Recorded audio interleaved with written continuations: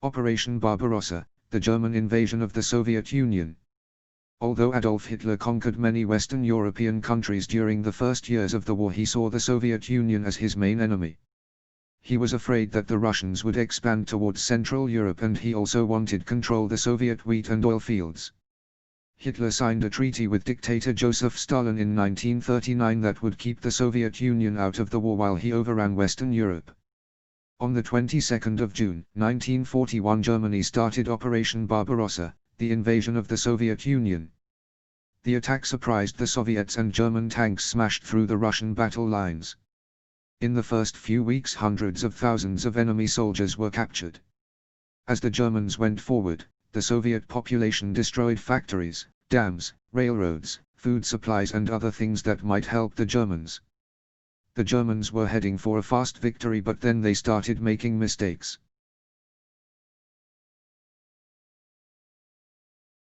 Hitler's generals wanted to capture Moscow before the winter started, but Hitler himself had a different plan. He ordered the German army to wait until new forces came to help them. This gave the Soviets time to strengthen their army. By December 1941, the Germans had surrounded Leningrad and were in the suburbs of Moscow. But then a harsh winter set in early and temperatures dropped to -40°C. German troops did not have enough clothing and they suffered from frostbite. Tanks and other weapons broke down in the bitter cold. The Russians started a counterattack and the German army had to retreat.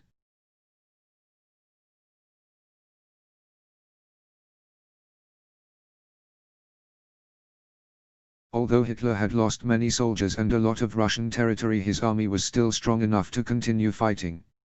In the summer of 1942 he turned his attention to the Caucasus, an oil-rich mountainous region in southern Russia. In August, Hitler attacked Stalingrad. It was the biggest battle of World War II. German artillery destroyed the city, but the Russians defended the city with what they had left. When winter began, they counterattacked and drove the Germans back. After having lost more than 200,000 men, the German army surrendered at the end of January 1943. The defeat was the worst that Nazi Germany suffered, and Stalingrad became a turning point in the war. The Germans had to withdraw from the Caucasus, and as time went on, the Soviets drove them out of their whole country. From this point on, the Russian army got stronger and stronger and started their march towards the west.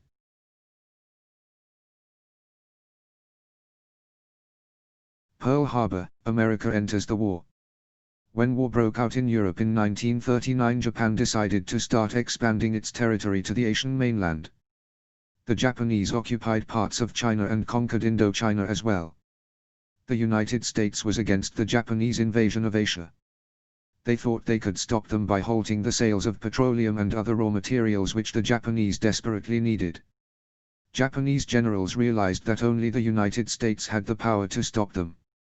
The American Navy was so strong that it had to be destroyed. On the morning of the 7th of December 1941, Japanese warplanes attacked U.S. warships at Pearl Harbor Naval Base in Hawaii. It came as a complete surprise to the Americans. Within hours, bombs and torpedoes sank 6 American ships and killed more than 2,000 Americans. The Japanese had destroyed the heart of the American fleet. The next day, the United States declared war on Japan, and a few days later on the other Axis powers, Italy and Germany. The attack on Pearl Harbor was the beginning of the war in the Pacific.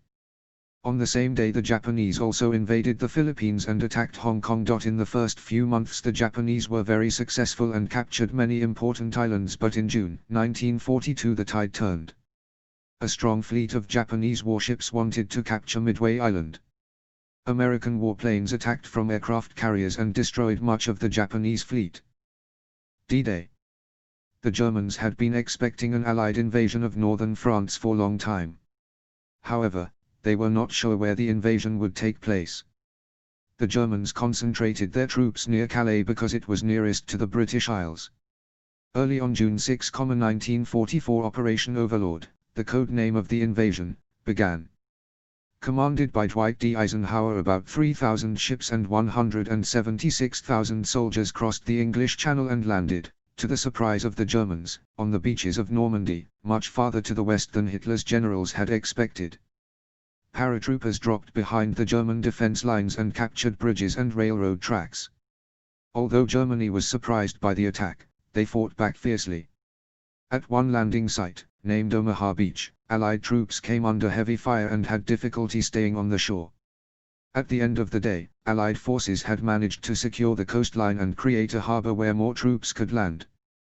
By the end of June, 1944, about 1 million Allied troops had reached France. After heavy fighting, American and British armies were able to move inland.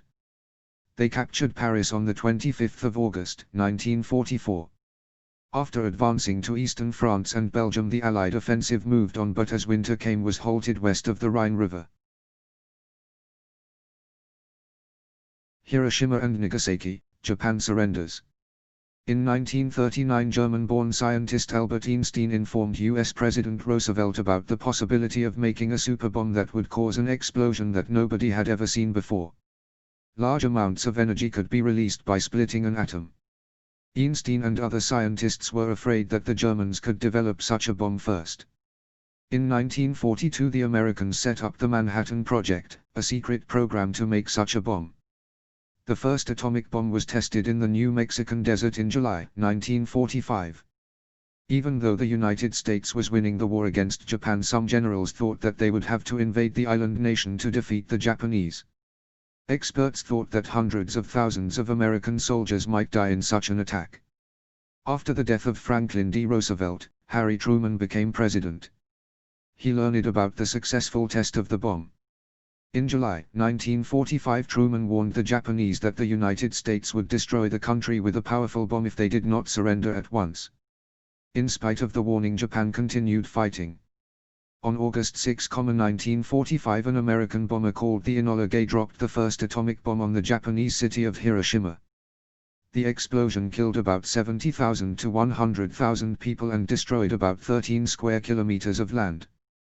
3 days later, a much larger bomb was dropped on Nagasaki. It killed about 40,000 people. Thousands of people died of injuries and radiation in the years that followed.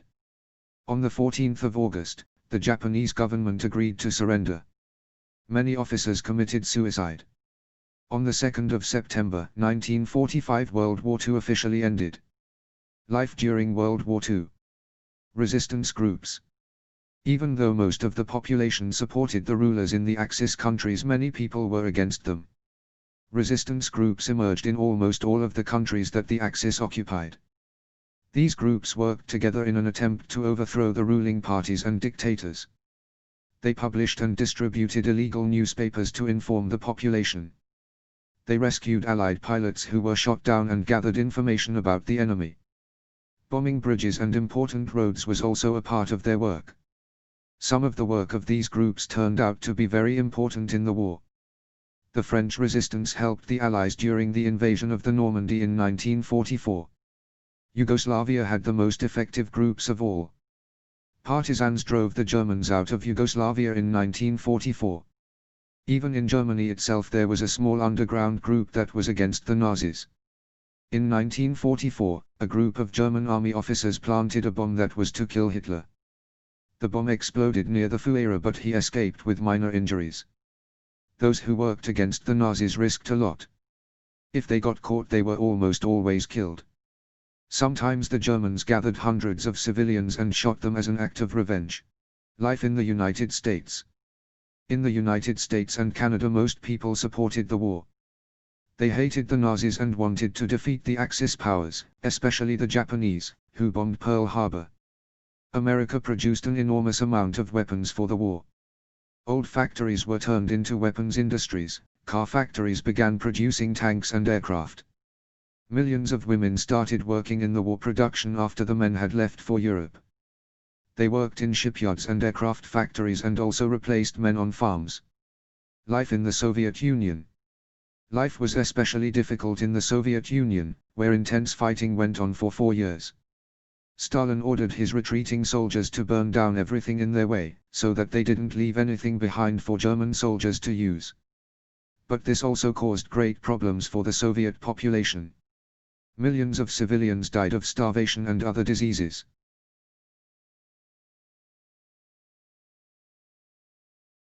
The end of the war.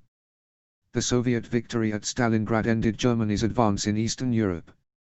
In the following years the Soviet army received supplies from Great Britain and the United States and started moving westward. Soon after the Normandy invasion, Stalin's armies attacked along a 700 kilometers front. In July 1944 Soviet troops reached Warsaw and in the following months drove the Germans out of most of Eastern Europe.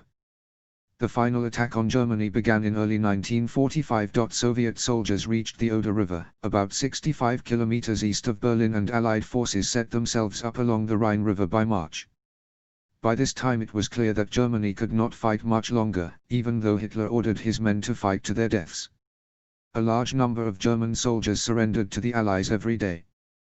The Allied leaders US President Franklin D. Roosevelt, British Prime Minister Winston Churchill and Soviet Premier Joseph Stalin, met in Russia for the Yalta Conference. There they planned Germany's defeat and the occupation of the country. Meanwhile the Soviet army pushed on through Germany and by the 25th of April 1945 they had surrounded Berlin. Adolf Hitler realized that the war was over and committed suicide in his bunker on the 30th of April. Germany surrendered on the 8th of May 1945. As they marched on through Germany, Allied soldiers discovered terrifying evidence of Nazi brutality. Even though they freed death camps, thousands died of starvation after Germany's surrender. Key figures of World War II. Benito Mussolini. Benito Mussolini founded fascism and ruled Italy as a dictator for more than 21 years. He dreamed of making Italy into a great empire. He banned all other parties and took control of industry, schools, the police and the media. Il Duce joined an alliance with German dictator Adolf Hitler. Both countries sent soldiers to Spain to support General Franco in the Spanish Civil War. In 1943 Mussolini was arrested but soon later rescued by German commandos. In 1945 Italians who were against fascism captured Mussolini as he wanted to escape to Switzerland. The next day he was shot to death.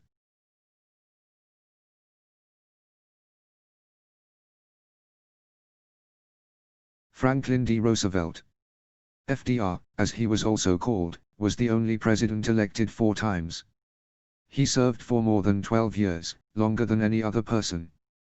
Roosevelt became president during the Great Depression, which was a hard time for American economy. 1 out of 4 workers had lost their jobs and many families had no money to buy food or clothes. President Roosevelt created a program called the New Deal in which the government helped poor people, gave them work and paid for food and shelter. President Roosevelt tried to keep America out of World War II, but when the Japanese attacked Pearl Harbor the United States entered the war. Roosevelt was a strong leader throughout the war.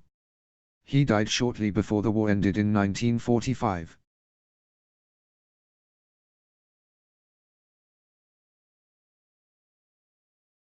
Winston Churchill. Winston Churchill was the Prime Minister of Great Britain during the Second World War. He was a strong leader and a talented speaker, writer and painter. Churchill held speeches that gave the British people hope and courage during the horrible years of the war. After Germany's surrender in 1945, Churchill lost his job as Prime Minister but returned in 1951. In 1953 he won the Nobel Prize for Literature.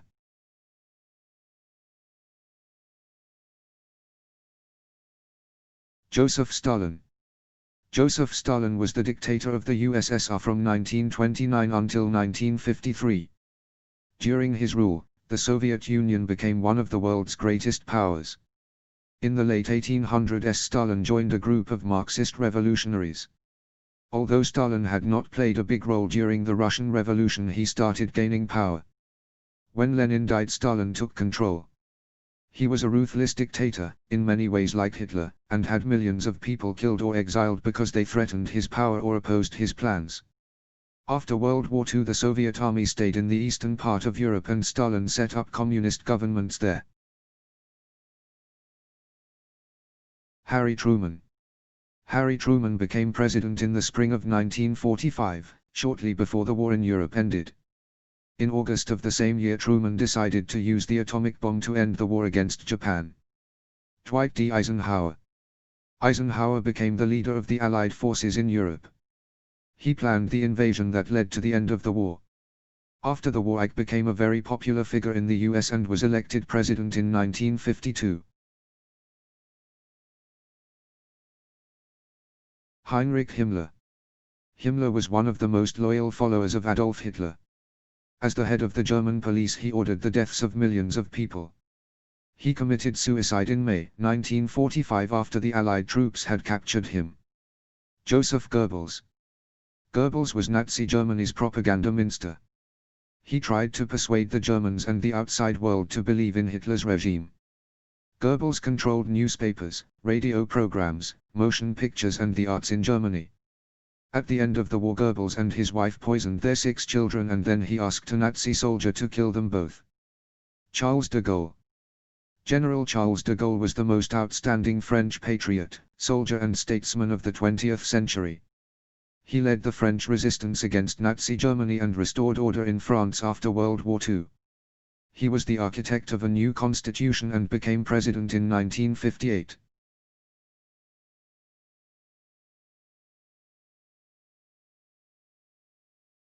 Results and aftermath of World War II. After the end of the war, a conference was held in Potsdam, Germany, to set up peace treaties. The countries that fought with Hitler lost territory and had to pay reparations to the Allies. Germany and its capital Berlin were divided into 4 parts. The zones were to be controlled by Great Britain, the United States, France and the Soviet Union. The 3 Western Allies and the Soviet Union disagreed on many things, and as time went on, Germany was divided into 2 separate countries, East Germany, which had a communist government, and West Germany, which was a democratic state. Berlin was also divided into East and West Berlin. Austria was also occupied by the 4 Allies from 1945 to 1955. One by one, the Russians started to take over countries in Eastern Europe and install communist governments there. The division of Europe was the beginning of the Cold War, between the democratic nations of the West and the communist countries of Eastern Europe. The Iron Curtain marked the border between these 2 regions. After the war, many Nazi leaders were arrested and punished for what they had done in the war. The most famous war trials were held at Nuremberg, Germany. Those who were responsible for brutal crimes were sentenced to death. Many problems arose after the war was over. One of them focused on the city of Berlin, which was deep inside the Russian zone. In June 1948, the Soviet Union tried to drive the Western powers out of Berlin by blocking all routes to the city. For a whole year the Allies flew in food, fuel and other things that the population needed to survive. Finally, the Russians gave up and the blockade ended.